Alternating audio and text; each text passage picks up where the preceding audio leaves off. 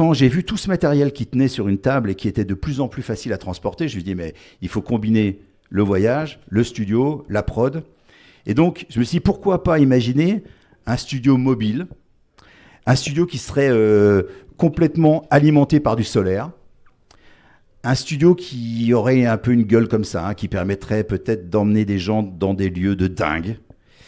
Et donc, je me suis fait plaisir. C'est-à-dire que j'ai acheté un vieux bus américain et voilà, on a refait ça avec des potes et on l'a converti en studio d'enregistrement solaire. Alors, quand vous voyez le toit, vous comprenez qu'on a assez d'énergie pour être en full autonomie. La seule chose qu'il faut qu'on fasse attention, c'est l'eau, évidemment, parce qu'on ne peut pas produire de l'eau.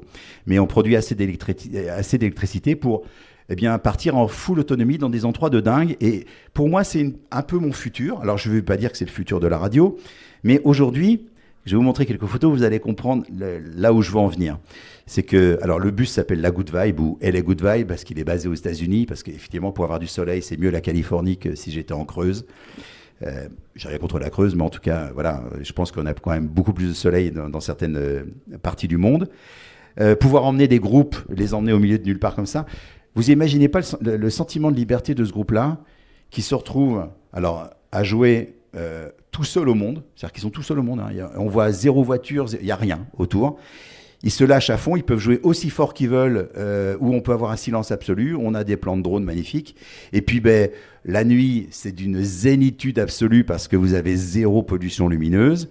Et puis, le lendemain, je les emmène sur une autre planète.